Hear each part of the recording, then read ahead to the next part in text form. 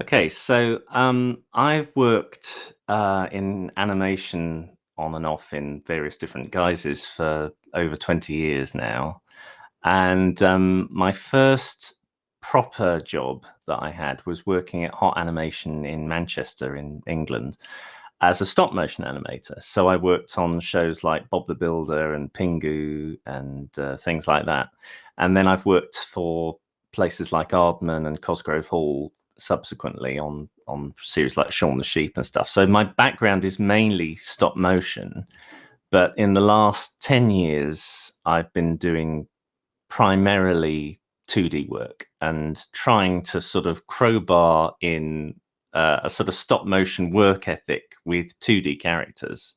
So I now animate in a stop motion technique, but in 2D, and I teach people how to do it as well.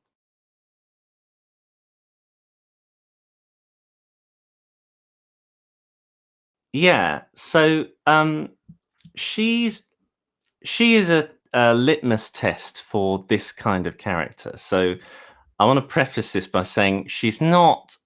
She's like in beta, really. She's a character of concepts, really. So some of her works better than others, really.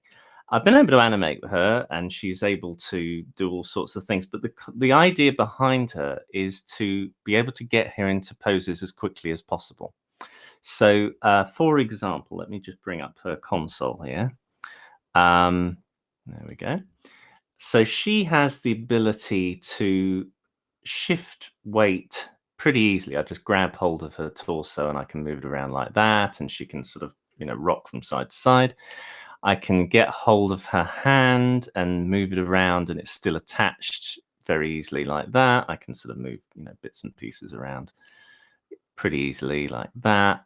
I can get hold of one of these many controls on this sort of representation of a person here, and I can do things like change the curvature of her glove really easily by just sliding this around.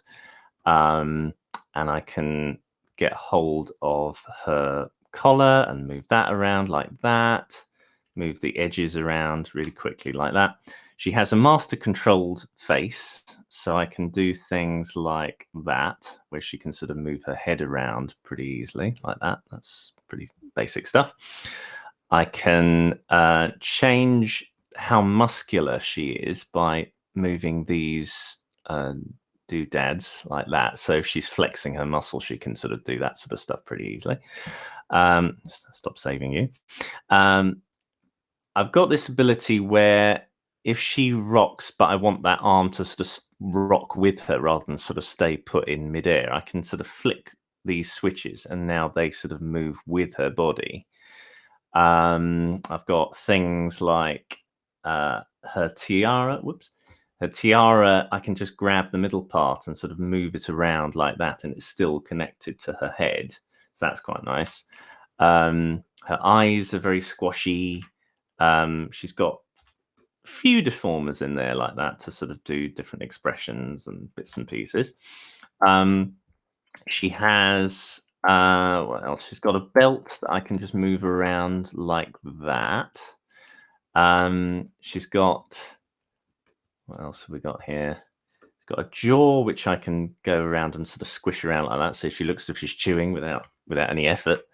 I can do this. So these little doodads allow me to sort of manipulate different parts of her face in different ways, so I can sort of squish things around a bit or sort of make it more sharp or fat or sort of rotate things if I need to. So it gives me an extra little bit of control, particularly when she's moving her head. If I move her head over to there and I want a little bit of a sort of shape there, I can sort of just go in and tweak that and pull that around, you know what I mean, that sort of stuff, to make it look a little bit nicer. And what else have I got? I've got these ones which allow me to sort of manipulate the mouth a little bit. So if I want, I'll for the moment I'll shift her mouth position over there like that and just rotate it. But I can, if I wanted to pull that up, I can sort of do that so that she smirks a little bit and give it a bit more. So I've got a little bit. These are just drawn mouths. These aren't these aren't actually deformed in any way, so I can sort of do the lip sync like that, but these give me a little bit of deformation control just through manipulating the drawing. So it's a kind of it's an early system. And then I've got this that allows me to sort of move her neck. If I do it with the arrow keys, it allows me to sort of do that kind of oh no, he didn't kind of movement with the neck. So it allows me to sort of give you that kind of control. I've also got in her hair, I can move it out like that. So you've got this sort of thing going on. And then if I select both the R and L here and then hold down Shift and the arrow keys, I can make her hair wave. So that's really handy to just do an easy wave of hair without any real effort at all. I'm really pleased with that one. And it's so simple as well. It's one of those features that once you discover, you think, oh, this is fantastic, you know, and I can apply it to capes and hair, and, you know, it's fantastic. And then she can change her expression just if I click over like that. So I've got a sort of smiling face and a sort of indifferent, not frowny so much, but just sort of a blank face. And then if I need to rotate the upper body, I can sort of move this around like that sort of thing. And then if I need to move the lower body around, I can rotate that like that. And then that does the whole body. So I've got, you know, a fair amount of control, and the stuff still works depending on, doesn't matter which way round I pose the body, it still works, you know. And I can go into certain elements and move them around if they need a little bit more adjustment. And I think I've got a little thing here as well. You notice that her breast there is quite thick. I can get hold of these little handles and just alter the line so that it falls better and it sort of shapes better with the rest of the body, and then get rid of that. So little things like that.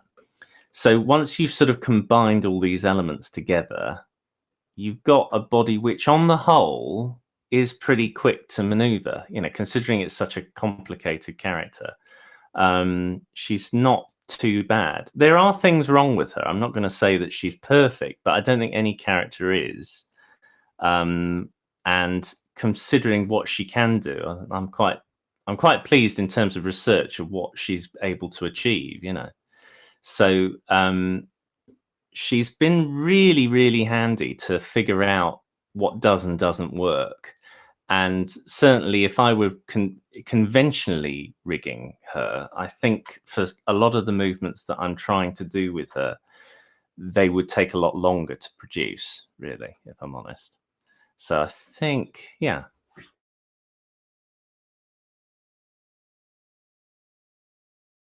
So I would say for this particular puppet, she's really good at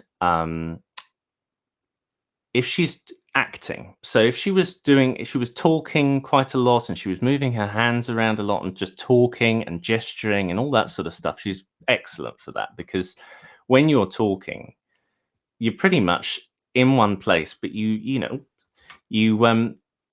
gesture with, you know, you rock your body. Let me just get the right bit. There we go.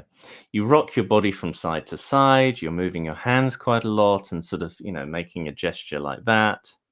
Oops. There we go, like that.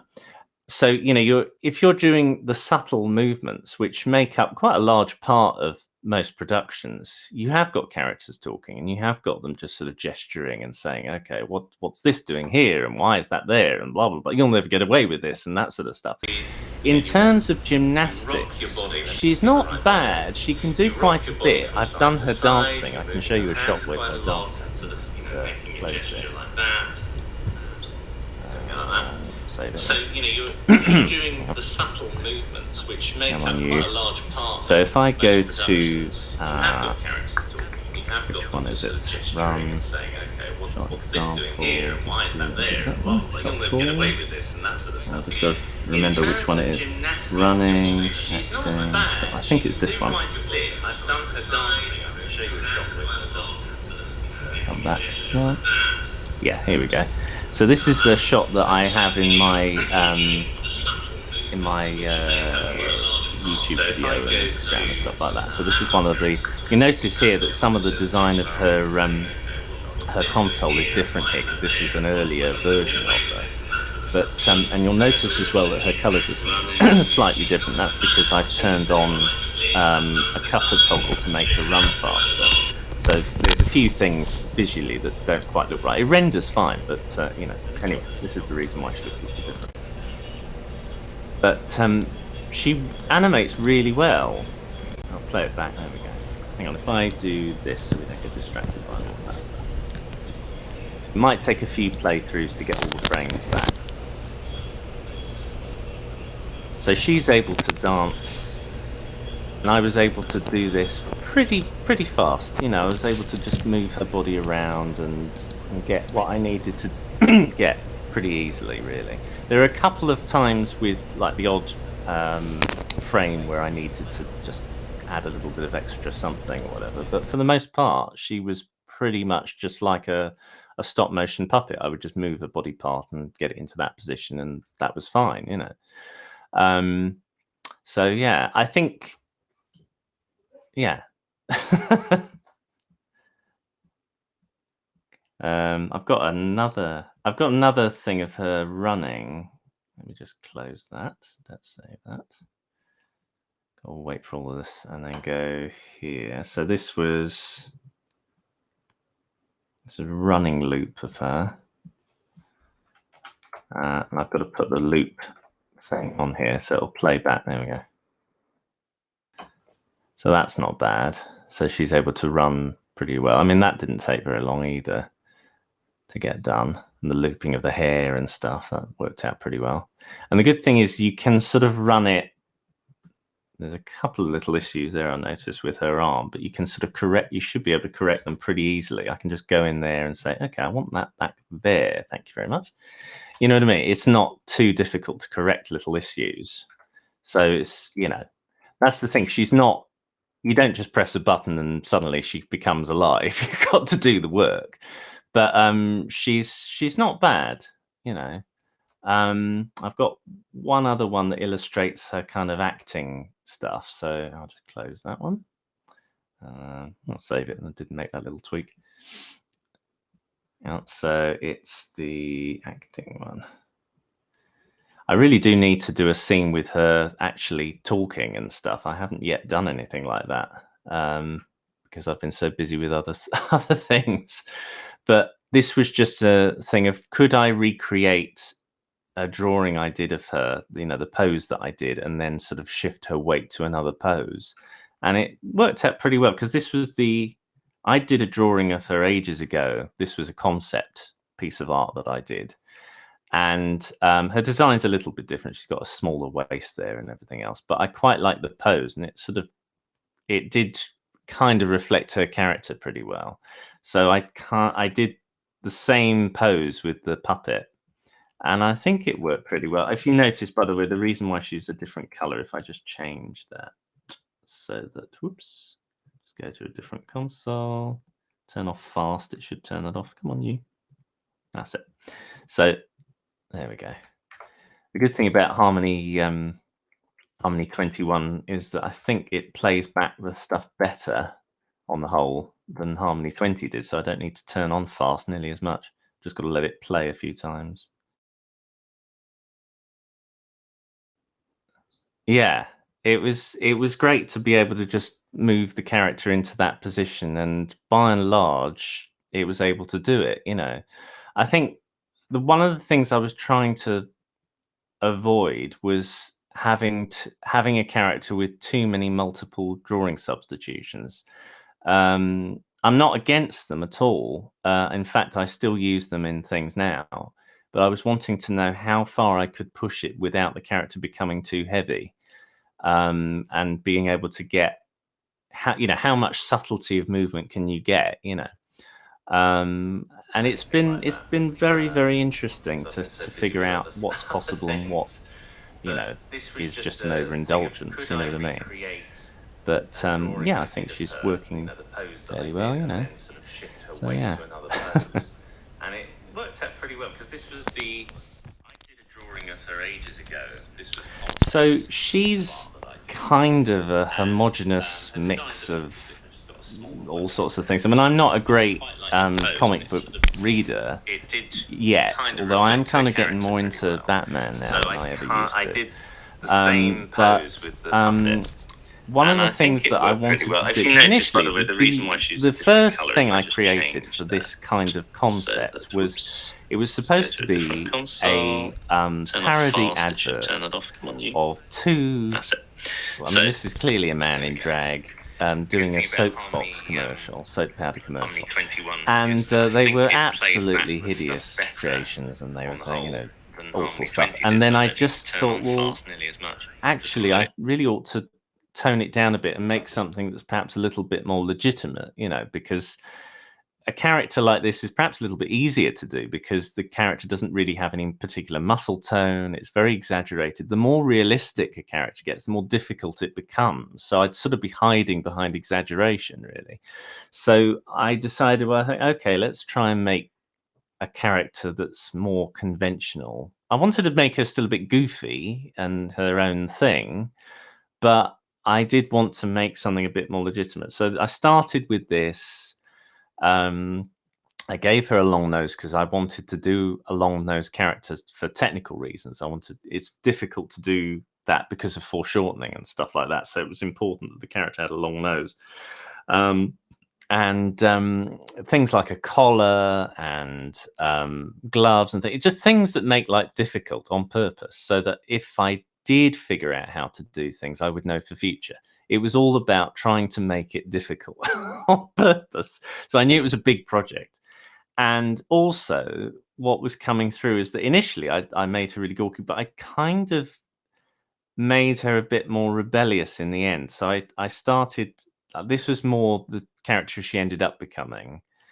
And I went more with the graphic one color shapes rather than all the sort of tonality of that one, because I thought this is more comic book. This is fitting more that kind of, you know, printing style. And I thought I'd go with that more. And I sort of, the other reason I was more interested in doing a more realistic character was because Harry Partridge, my friend who does amazing cartoons on the internet, on YouTube. A Kilgar, yeah, exactly. And he asked me ages ago if it would be possible to do a whole body, and I said, technically, yes. I have no doubt that that's possible. However, I think if you were to rig it in the way that what you're talking about to save that kind of time, it's quite a lot more involved. You know, when you do a master controlled head, which I mean, I now know how to do master controlled heads. I've made so many of them. I know I can do them in my sleep now. But at the time when I was working out how to work them, there was a heck of a lot involved. You had to figure out not just how to do it, but then how could the animators manipulate things after you'd done it? You know, there were too many things that were taken over by the magic of the master controller to the point where the animator wasn't actually able to do his or her job, you know. So once that was figured out, with largely with Kilgar's head and various other things that I'd done, the more difficult job was how to figure out how to do a body properly, because everything is a tube on it. Everything is this long thing that when you push it towards the camera, things foreshorten, they get longer and shorter, and they're all joined together in some kind of complicated way. It's a lot more work than essentially a sphere, which is essentially what all heads are. They're spheres with things coming off them, you know. So that was tricky. And so the most important thing that I wanted to get right at the very least was how to do foreshortening easily. So I picked something that was realistic because I thought I couldn't hide. And that was why I went down the superhero route, because they have dynamic poses, they have muscles that are clearly defined. You can't hide behind any character like that. And then I think I just unconsciously channeled elements of Wonder Woman and elements of Supergirl and all sorts of things, as well as bits of Tank Girl, mainly because I wanted a character that didn't give a heck about what they look like. there are people who see her and think she's ugly because she is I mean, she's not conventionally attractive. She's got a big nose. She's got, all of this stuff. But I think she's great. And also, she doesn't care. It's not really on her agenda to look attractive. And so I love that, Exactly. She really doesn't care. What's it to her? And in my head, I can imagine her doing very well on the dating scene because she doesn't care. I think that if ever is a message to send out that, looks don't care, is somebody who is conventionally unattractive but still doing incredibly well for themselves. And you think, oh, well, then that's all that matters then. But it's extraordinary. What I didn't expect was some people not only hating on her, which is fair enough. I mean, nobody's going to like exactly what you like, but also sort of arrogantly saying, well, you need to change her. How dare she be looking like a man? But you think, well, what's wrong with that? It's, I find that quite shocking, actually, that people have that level of entitlement that somebody has to look a certain way. Exactly. Yeah, exactly. I've had so much of that, honestly. I just get tons of that, and you just think, oh my goodness, I wouldn't dream of telling somebody, I can obviously you can say to somebody, it's not for me. That's totally fine. But to say it's wrong, do it, this is yeah, it's very strange. And that's the thing. I'd never really gone into that arena because I'd never tried to draw a realistic person in animation before. Not really. It wasn't that I couldn't do it. It was just I'm not really interested most of the time. I like cartoony characters, and I think that was part of the reason why I made her look the way she does, because there's something in me that can't do conventional. Obviously, if I was, being hired to do it, then of course I can do conventional beauty. But for myself, I can't get behind a character that looks totally perfect because I just have my heart's not in it. I I I just can't get behind that kind of thing. It's funny if somebody else draws it, I'm totally behind it. It's very weird. It's like for me, I just find I need to give them something else. Really, that's just me.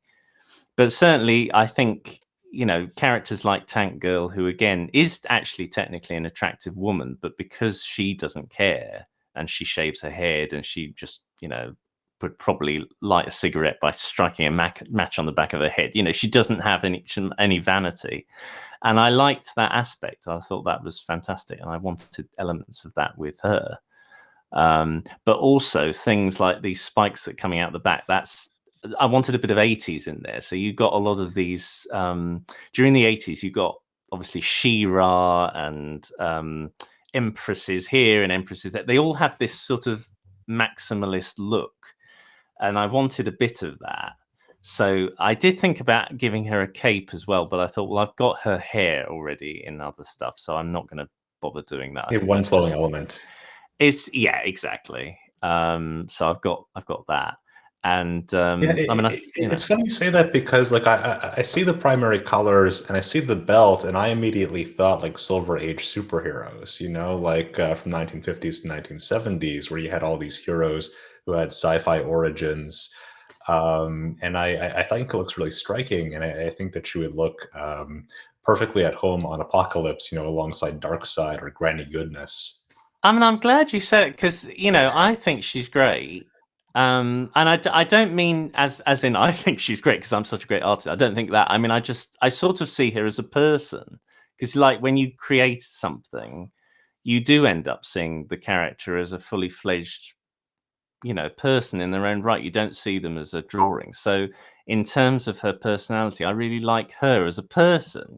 So you do become a bit protective of your creation because you've sort of, it's funny, you do think of what they're doing and you invent little scenarios in your head of what they're about. And I think certainly in her case, she's a hero in the same way that probably Deadpool is a hero, where it's sort of a bit of an anti-hero doing the good thing really, but in a perhaps way that's not the most wholesome. and I quite like that. I think there's a lot more of a market for people who are a bit naughty, basically. Because there's elements of the Green Goblin, that sort of goblin-y sort of face to it, and I like that. I think it's nice. So we're talking about some of the design decisions in the character, but I know you also mentioned that there were design decisions that made this rig deliberately challenging to build. Yeah. What kinds of problems were you trying to solve? So, I'll show you a character that I made that's a literal cliche to show the problem. So I did this video where I animated a character called Sir Stiffly. This is all pivots, right? Yeah, he's all pivots. And actually, I mean, the funny thing was, I was stopping myself from animating him better because there's still this perfectionist in me. He's like, oh, come on, I want to make it nicer. So I was hamming it up on purpose to make sure that you understood at least the difficulties involved of making a character. So this was his. Oh, hang on, I'll turn the sound off because otherwise he'll shout the house down. But he literally moves like some sort of Egyptian frieze. And makes a joke of it. He cannot grasp his sword because he's just so stiff, and then his arm falls off. So he's deliberately designed in this way, and the only way that you would be able to animate a character like this, let me get to a frame that I don't care about. If you were really wanting to make this character have foreshortening or stuff like that, you would have to, let me just go into the node view here. And let me go to his upper body. If I select that, that'll show me exactly where we are. There we go. So what you'd have to do, the convention is, let me go to the deformers and make an envelope deformer, is you'd have to get an envelope deformer. Actually, let me do it around something that's a bit more, because I didn't obviously expect to do this kind of thing with it. Oh, yeah, let's do it there. That'll work. Right. So if I create a quick envelope deformer around the body, doesn't take very long. So one there, perhaps one there, one there, one there, and then join it together, and then just make it a little bit neater. And do that. Obviously, this is going to break a little bit because the insides, unless I make it a weighted deformer, actually, let me just quickly do that. Doesn't take long again. So plug that one in, take that one out, and then plug that in there like that. There we go. So if I pull this around, I've now got this sort of fleshy, squashy body, which I can sort of make adjustments to and stuff like that. And if I actually, no, I really do need to do it on an arm, don't I? Otherwise, I can't. Hang on, let me do it properly. I've got to do it around this bit because what I'm trying to do is rig something which wasn't designed to do this, but you'll get the idea of what I'm trying to explain.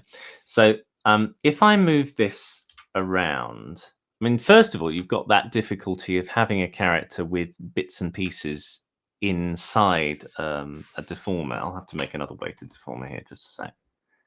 Bump, bump. Okay, so now at least it won't squash, it won't tear. So if I want to now you don't just have foreshorten, pivots, but you also have foreshortening, right? So you can show things moving away from the camera towards the camera. Well, to a certain degree. I mean, it's not very good because for a start, that curve there is clearly going away from the camera. So if you want it going this way, there's not really anything here that can do that, except the only thing you could do is hang on, if I put a drawing, this is the actual part here, and I suppose the only thing you could do is I've duplicated that drawing now, and I could go into the drawing and sort of do a version of it this way round. So I've now got the curve happening in the other direction. I'll do it that way. Again, this is not drawn correctly for the way that I'm showing, but you get the idea of what the problems are. So now it's turning the other way. So if I flick it there, I've now got a curve that's now going more in the right direction. But if I want that facing the camera, I don't really have anything that can help me to do that because I need that curve happening like really strong with everything connected up to it. And it's just a nightmare because you've got so many elements that you've got to create in order to do that. I'd have to have a separate curve deformer here and a separate thing there. I'd have to construct him very differently in order to do this. The only way around it for this particular thing is if I did another drawing. Let me duplicate this one here. And then did a curve that was really, really strong, like that. And pull it out like that, and blah, blah, blah, blah. I mean, obviously, if I was doing this properly, as I said, I'd just have this element. I wouldn't have these two at all. But you get the idea. And then you've got your sort of foreshortening here, which you then connect the rest of the body to. But there's quite a lot of, in order to do that in a more conventional way, you've got to have a curve deformer around this shape. In fact, let me just quickly do that so you really understand. I do like how we're talking about like this rig that only has pivots, and it's really hard to sort of get foreshortening working. And now I've got you trying to get foreshortening working on this rig. But that's the thing. It's not an easy thing to do. No. I'm having to, work it in there. You can, I mean, it's possible to do it. I mean, we did it on the Macroterra, where we had characters where they had a conventional body, and we were doing things literally in this way, where we had a, albeit better put on, deformer. But you would have to sort of bend the bits and pieces around manually so that you get the shape that you want, and then you can put things on. So it's possible to do, but there are quite a lot of steps in order to do that. I have to move at least 4 points. I'd probably put them in the other parts. It's because I'm doing it quickly. But you get the idea. You're having to move several parts around in order to get that desired effect. Whereas with the Empress, you just move the arm and it's done. Everything's in the right places. If I were doing his armor in that way, I would probably, to get the curve, I would have a slider like her glove so that I could get the curve happening. But then all the elements are joined together in exactly the same way as her arm. So you'd have probably this darker color coming all the way along like her arms were. And then these bits, I would have a slider so that it changed the curvature of the arm as and when it's needed to get that foreshortening in, rather than having to go in every single time and move each bit around, and that was the thing I was trying to illustrate with him, is that it's very difficult to do a character properly that is realistic, and it has so many elements. I mean, one of the things we came across on the Macroterra was the characters were extremely detailed, and the more detail you put in a character, the more effort is required to animate the character. You've got so many more lines to think about and things to join together and all the rest of it. It's very difficult. So if you were, I mean, one of the other things that I was trying to do, we're talking about superheroes, was I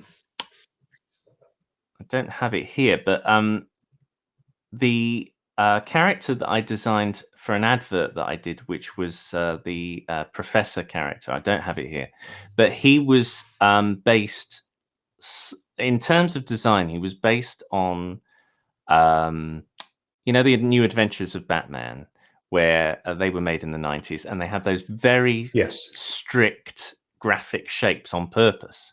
So you'd have Batman's character, if I can quickly draw him, and it would just be, do a really quick version of him. It would just be that for his head. I mean, there's no attempt at anything sort of, realistic there. It's just that's his head. And then when he actually took his helmet off, his head would still be quite a graphic shape. And everything was, his body was pretty much like that, unless he had, you could see anything else, but everything was extremely stylized and heavy shadows and stuff.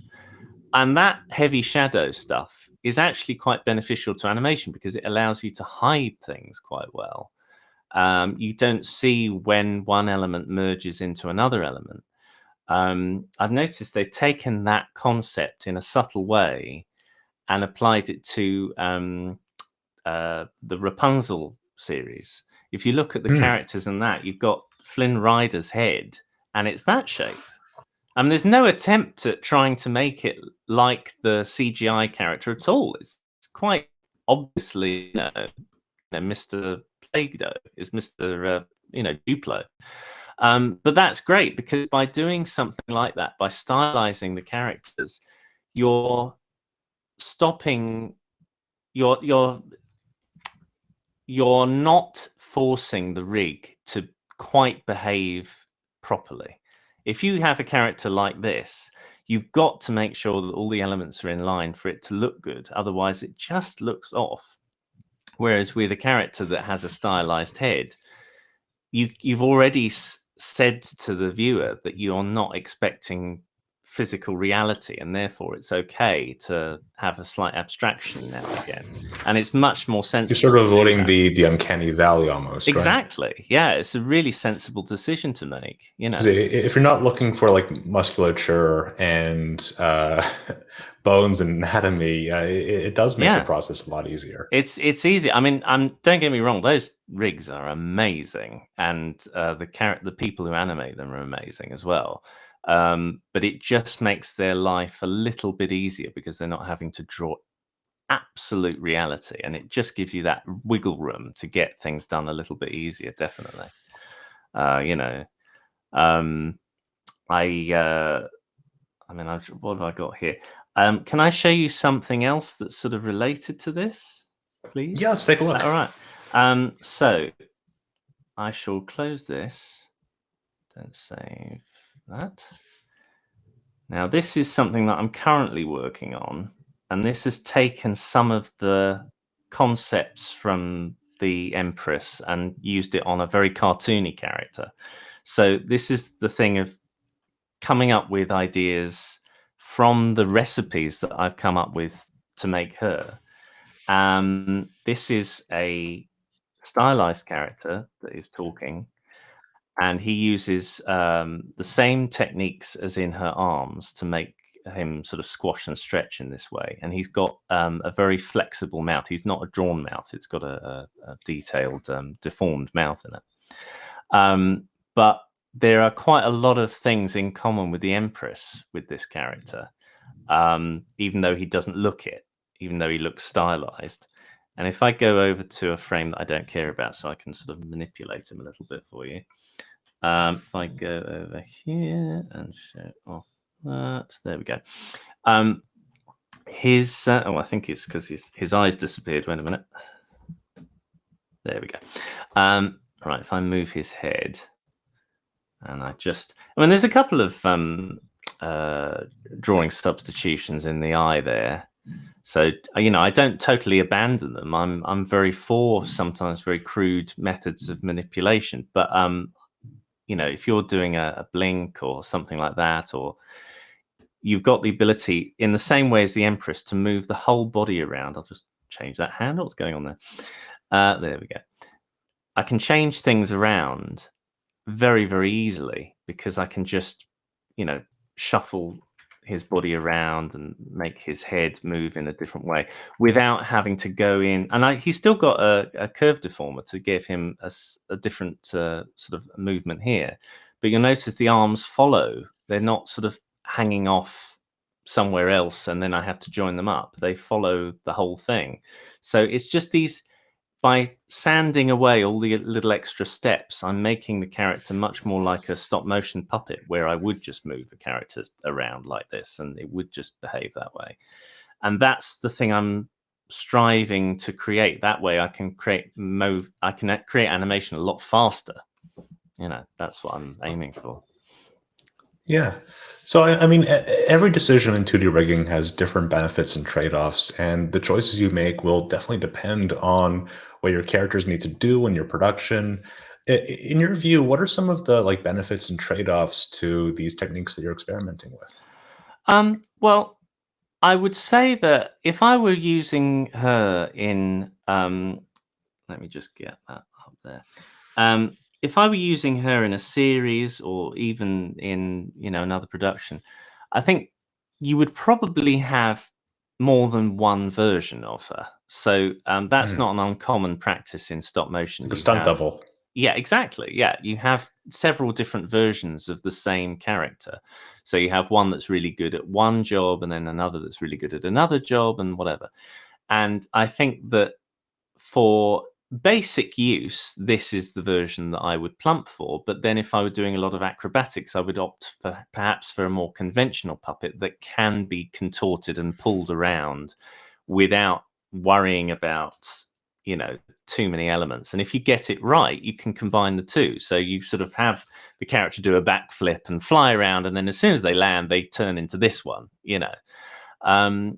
As I say, having said that, she can do quite a lot, but I think for certain stuff, that, you know, every puppet has its limitations, and it's trying to find the balance of getting, you know, the right combination of elements for a production. So, you know, if your show has a couple of characters that are constantly talking to each other, then having a character where it's conventionally rigged will limit your options in terms of acting, because it takes longer to pose them.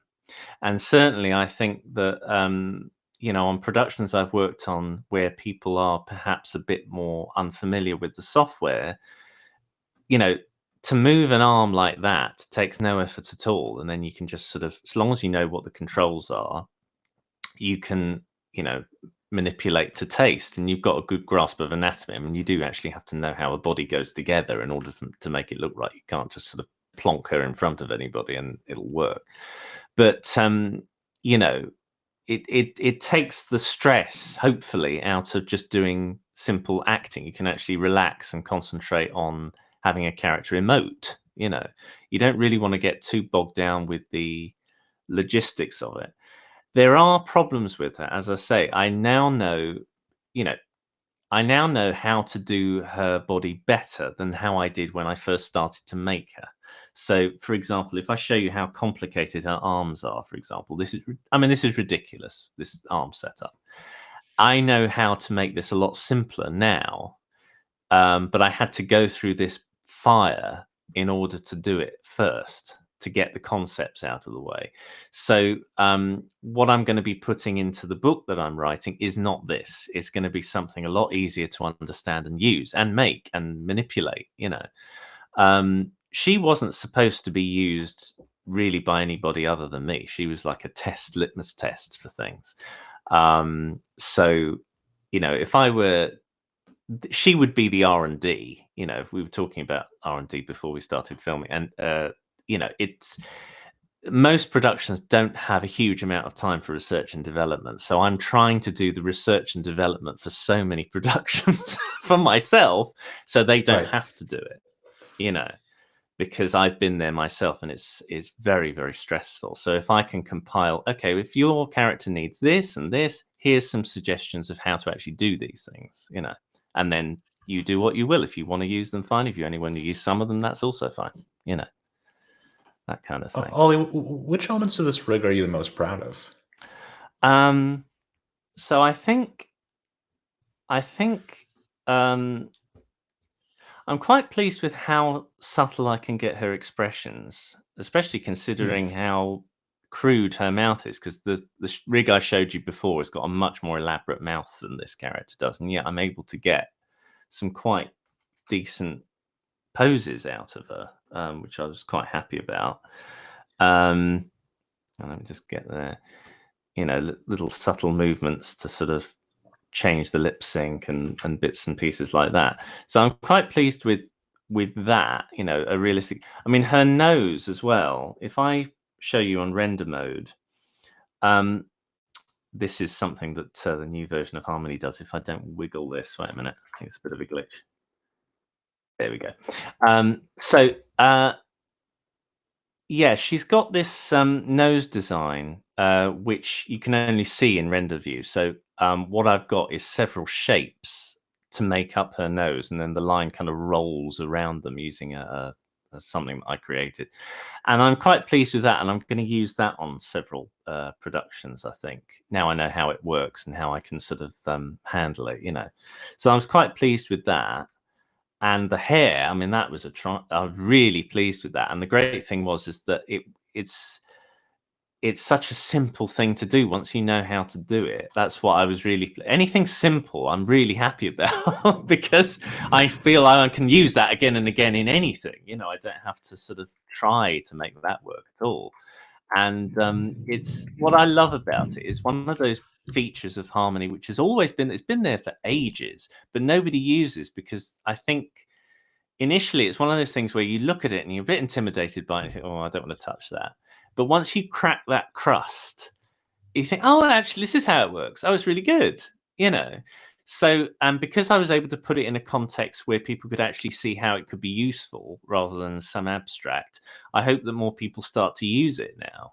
I think as they just get that little bit of extra help to say how it can be used, because I've, like so many things, if it's not what you have, it's how it's used that counts. So I've allowed certain bits of it to be manipulated by using these handles in this odd way that I don't think the creators of Harmony even thought of using it in this way, but they might have done, I don't know.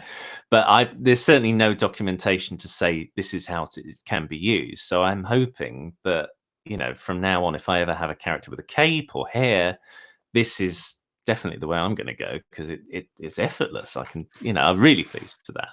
And of course, the arms, I was glad that took a lot of working out how to do that. And at least I'm going to use this method for pretty much all my puppets now.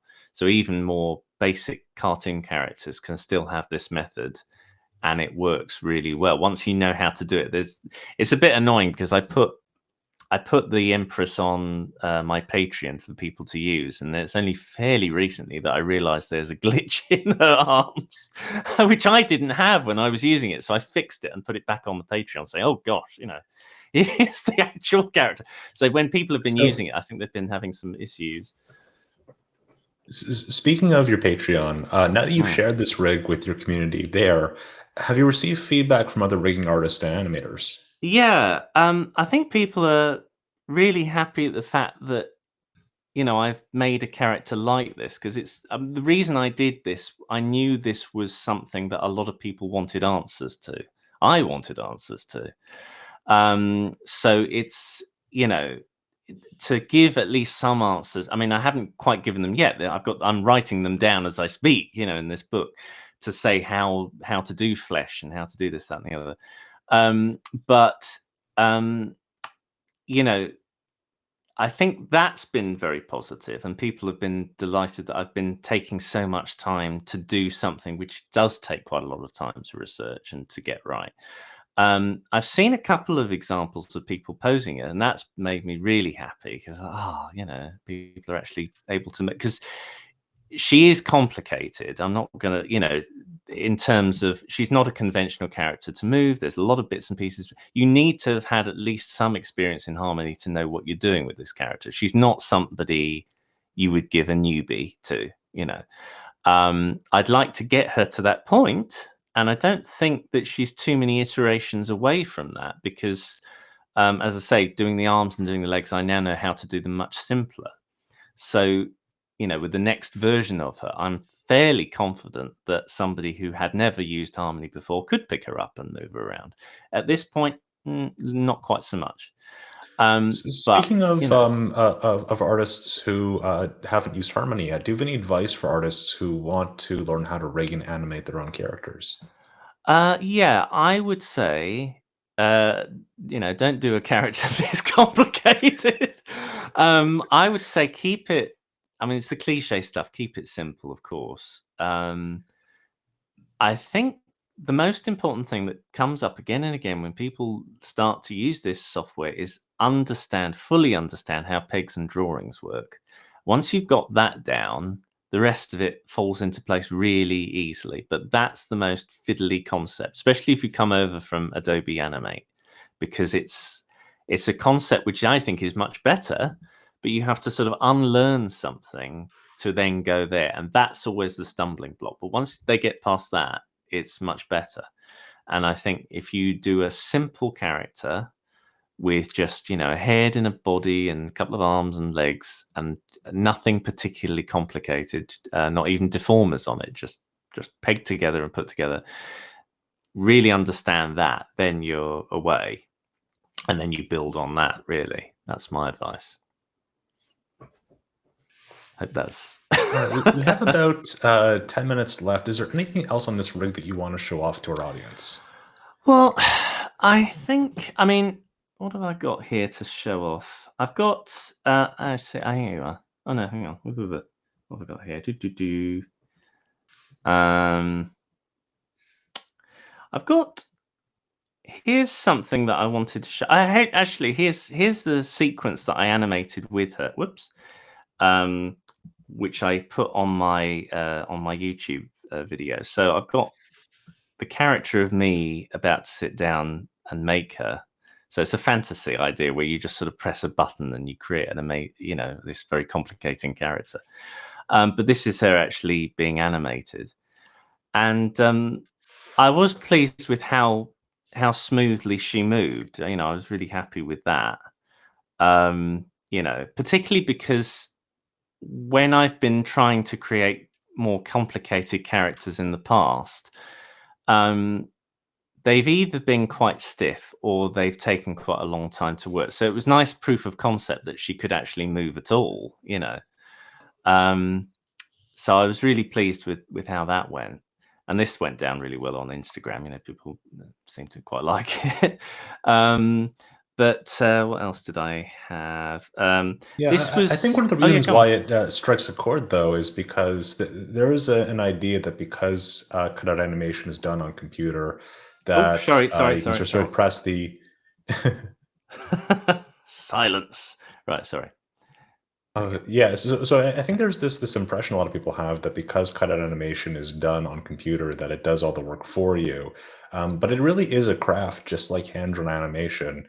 It And really it is, it yeah. needs someone who knows what they're doing. You mentioned that to animate your character, the Empress, you need to have an idea of like what an anime can do, Yeah. You because need to know, otherwise you'll get things that don't look right. yeah, you need to know anatomy. You still need to know how a body actually looks and how it's posed. So you can't just be given, I mean, it's like, I'll show you actually, this is her totally without being moved around at all. And she looks dead. There's something about her that's not quite right. Her eyes are just staring blankly into the distance. If you move her, she looks like a doll, because she doesn't have any character yet, and it's funny when you look at stop motion characters in doll form, they look dead as well. They're completely plonk, they're staring at the ceiling, they have no life at all. It's when you pose them and you give them that spark of life that suddenly they are the character that they are, truly. And I Otherwise, you've think killed Gromit.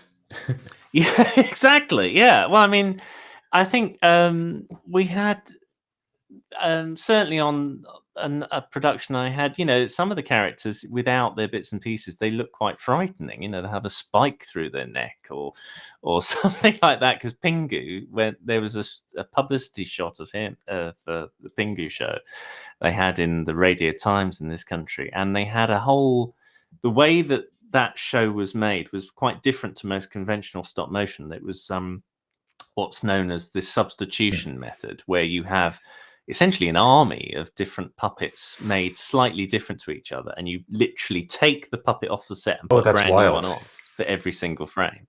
So it's completely mad. It's very similar to drawn animation, but in a stop motion form.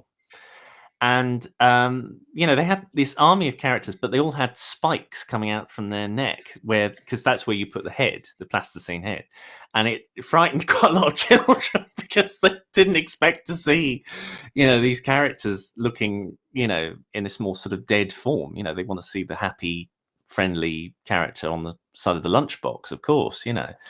And I think that's the difference. Some people, when they're animating drawn characters in cutout form, when they first get hold of the puppet, they're expecting the magic immediately out of the box, whereas you need to pose the character first. Oh, I've messed that one up. There we go. To give it their personality. It's all there waiting to happen, but you've got to do it.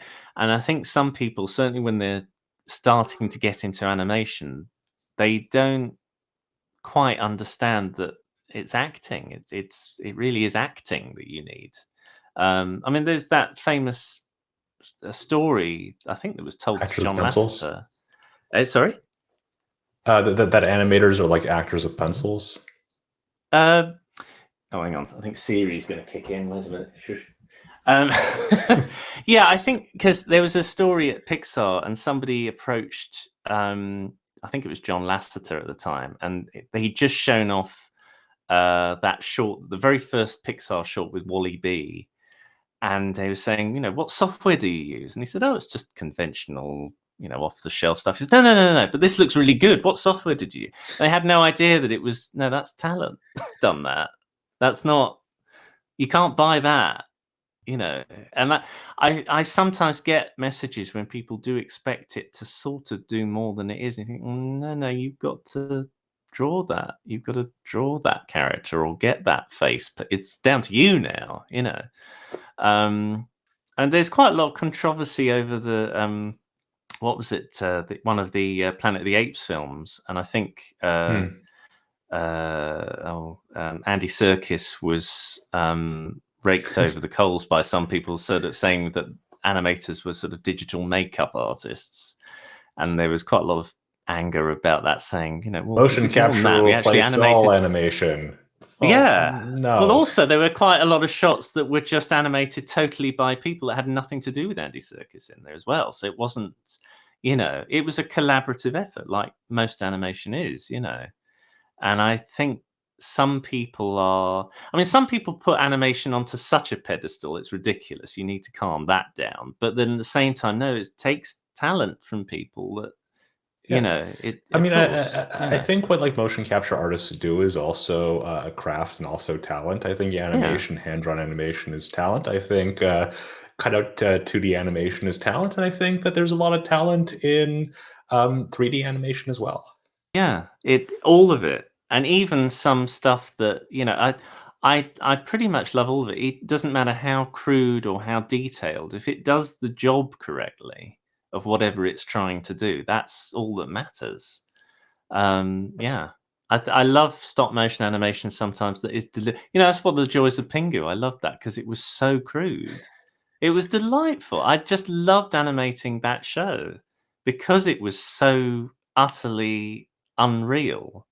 It was hilarious. You could just animate the character doing these bizarre movements, and it was funny. And I I loved would love that. to see behind the scenes on Pengu because it is just wild. It's So we great. are running out of time. I don't want to keep you too long, and my cat is now calling for my wife. Ollie, how can our viewers gain access to the Empress rig and find more of your work?